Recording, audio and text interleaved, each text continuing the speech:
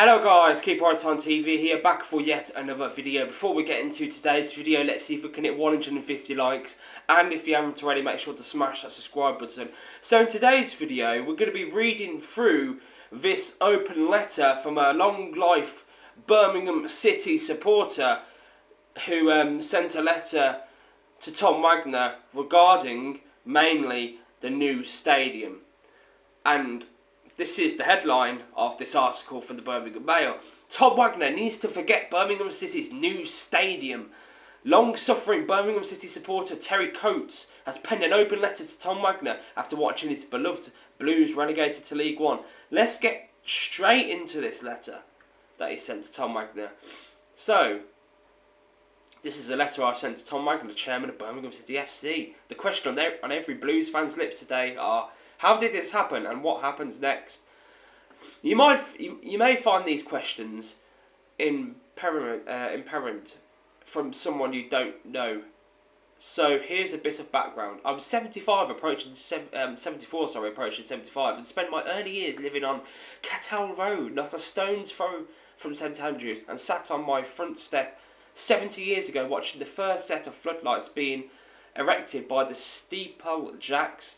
Naturally, therefore, I'm a lifetime Blue Nose through and through. My dad said when I asked for money to go to the match, take them serious and they'll break your heart. How right he was, joys and sorrows as the song goes, with many more of the latter. Yes, he was your dad, mate, was definitely right with that statement. They will definitely break your heart in more ways than one. Following Blues is, and never has been, for the fickle fan. We've had ups and downs, too numerous to remember. We've had good days too, and as the old joke goes, I remember them both.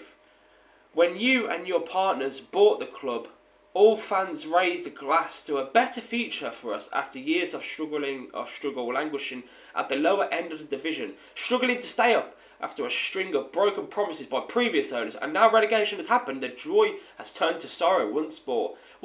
Whilst talk of a new stadium is great to hear, I believe I speak for 9 out of 10 fans when I say I'd prefer to stand on a dung heap to watch a winning team with a modicum of success, whilst the new stadium plans sit on the back burner for a while. All efforts should be targeted at putting out a team of winners. After all, we are a football club first and foremost. 10,000 fans inside a 60,000 seat arena would just be a monument to failure.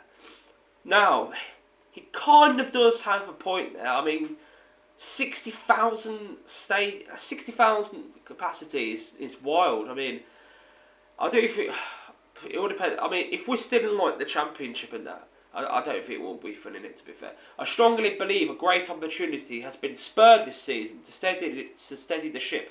Most fans would have given the thumbs up to a mid-table finish, but no, instead chasing no fear football, it's been an unmagitated disaster.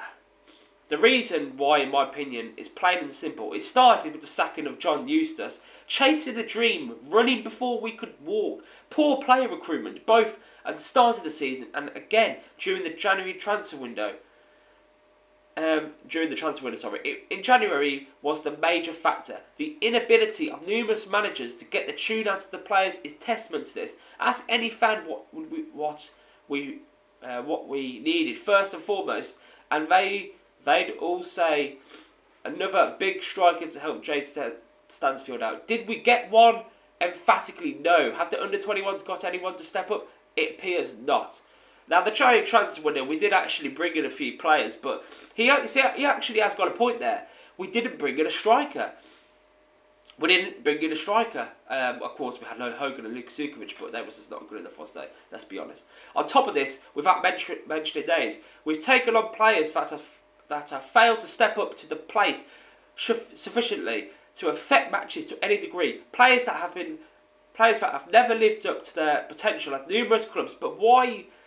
But we side them. Why? When we have players so-called injury-prone who spend more time on the treatment table than on the pitch. To top it all, we let a steady Eddie centre-half leave the club mid-season. Why? Yes, yes, yes, yes. You know what? This letter from this fan, big up this fan, he is speaking complete facts here. Why did we let Kevin Long go? Then we was forced to play Bielik at centre back.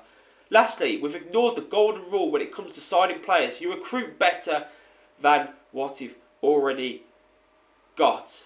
I hope you received this letter in the spirit in which it has been sent. I'm just a fan who would love to see BCSC thrive in every vision you have for the future of my club. But believe, we must get the football right first. We are down but not out. This is not the time to cry in our beer.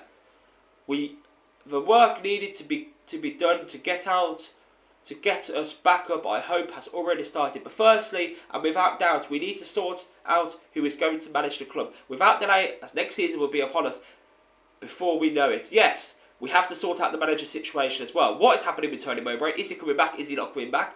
Are we going to get a new manager in? But yeah, that's the letter that a Birmingham City fan sent to Tom Wagner regarding the relegation, the new stadium, sacking John Eustace, not getting a striker in the January transfer window. We have to put the football first before we need to get success first before we bring in this new stadium. A 62,000 seat capacity stadium will be a disaster. But yeah, let me know what you think in the comments down below. I 100% agree with this bloke. Top man.